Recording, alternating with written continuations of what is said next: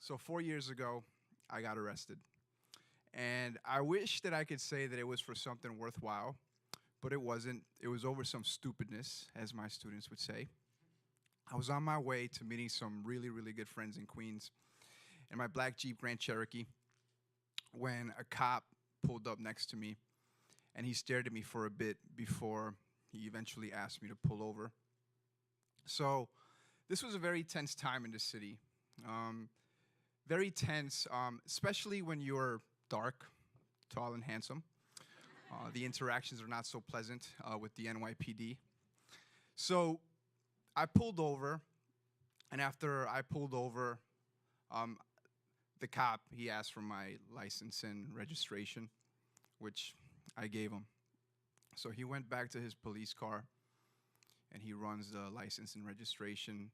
And he took longer than usual. This wasn't my first rodeo. I've had minor traffic violations in the past. And I'm like, okay, this is taking pretty long. So he comes back, and the first thing he says to me is, step out of the car, put your hands on the car, and you're under arrest. And I was like, no way. In my head, I'm thinking. So I step out, I put my hands on the car, and I said, okay, all right, so what's going on? He said, you have a warrant for your arrest. A warrant for my arrest? I said, I've been stopped before. This has never come up. Like, what is this warrant about? He said, there's a warrant for your arrest. I don't know what it's about, and you have to go with me. So handcuffs, everything. And I'm just thinking out loud, like, what could this really be about? Because I remember when I was younger, I used to have my dog off the leash, and yeah. And I remember getting a ticket for that. And I also remember that I took care of it, that I saw a judge, and a judge said, you're good. And then I realized that I was thinking out loud, which is not a good idea. Don't think out loud in front of the cops. And that's when the cop said, okay, well, maybe you have other, like, unpaid summonses. So get in the back of the police car, and they take you to the precinct.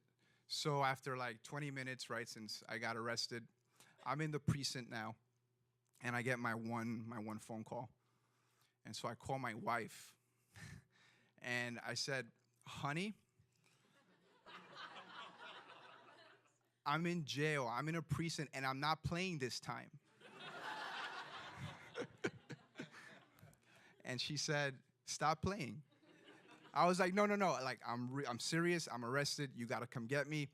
They're telling me that I'm going to go to central booking, that there's a warrant out for my arrest. They come get the car, come get all my stuff. So I spent some time in the precinct. They fingerprint you, all this stuff. And then they finally take me to central bookings, Queens. And they're making you feel like they're doing you a favor. They're like, okay, we're going to try to get you there as soon as possible so you can see a judge tonight, and you'll be out of here by tonight, making you feel like they're doing you a solid. But you just arrested me. But anyways, so I get to central bookings, and I'm in a cell with 10 other gentlemen. And the talk of the moment is, man, like, I really hope we get to see this judge tonight. So I guess all the cops tell everybody the same story. Because we're all saying, okay, maybe we'll see the judge tonight and we'll be out of here. But then they shut the lights off, and it's going to be one awkward slumber party now.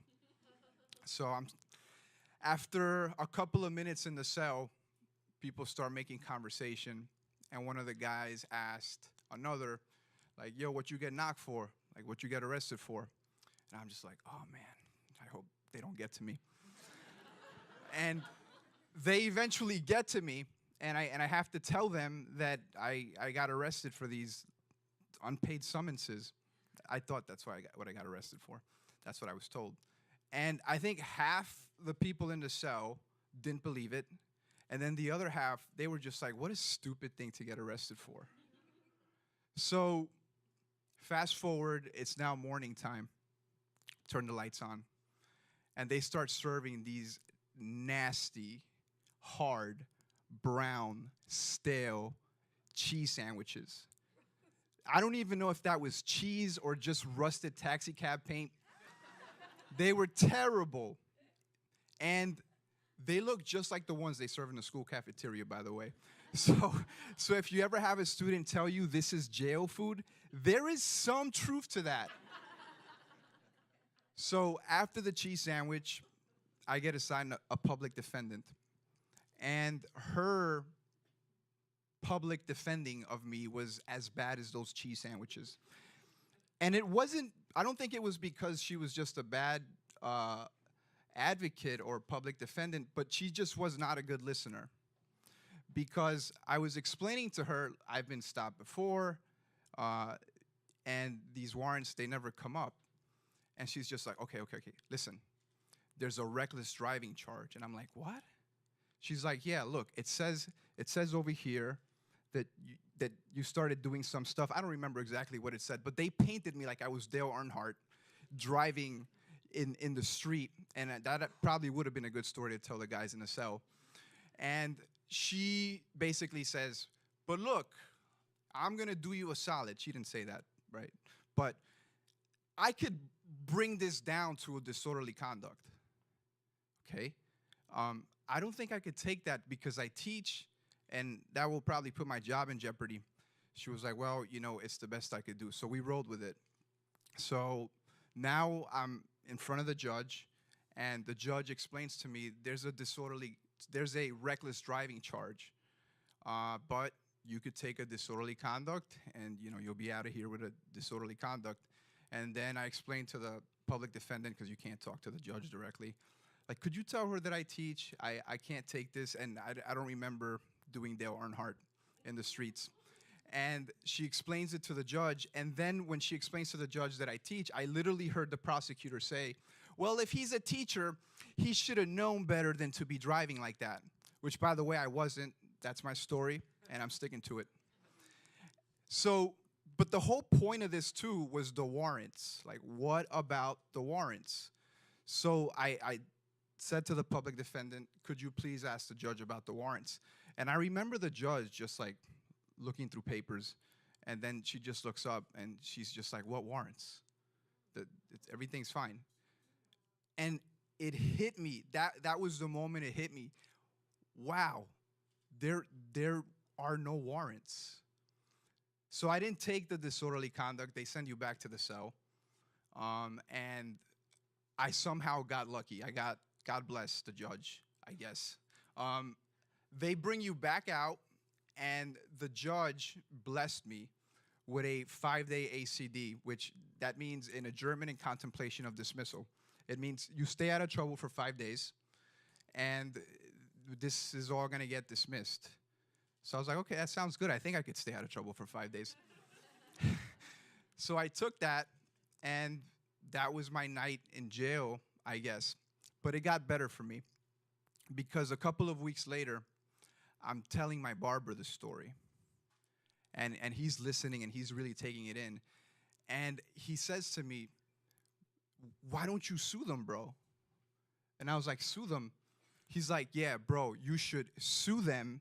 And look, this is the name of the lawyer that defended me in my wrongful arrest case. By the way, his name's Doug. Shout out to Douglas Herbert. That's your guy for wrongful arrest suits. Because 4 years later, the city settled with me. And it's nice because now I could go on vacation with my family with that money. Yeah. So there's a lesson that I learned from this whole ordeal. I always knew that by and large the stereotypes and the perceptions that society has of people of color is not a positive one. But it really hit me through this ordeal that people that hold those stereotypes and those biases, those negative stereotypes and biases, they really do have the potential to make choices that could not just ruin somebody's night, but their whole life. And I mean, especially if you're in a position of power, right? Especially if you're a teacher with a teaching style or with the stroke of a pen, you could really set someone up for failure. And I'm sure that's something that I've done, and that's not something that I'm proud of. But for me, the truth also remains that I have to focus on what I could control. And I don't control the system that is messed up and is sometimes unjust and discriminates. And I don't want to control it, and I'm not going to pretend that I have the solution to fix the system and to mend it. So given that, what I do is, as an educator, I focus on the things that I could control, on the things that I could impact, the things that I could shape, like the thinking faculty of my students. Because I preach to them all the time, the system is messed up. But what good is that if I don't teach them to read and write? If I don't teach them the logic and the math that they're in my classroom to learn, if I don't teach them the mindsets and the thinking processes that they need to navigate into us and to ascend in a system that is not fair to them. Looking back on my story, the person that really stands out to me is Eric, my barber from King of Kings Barbershop.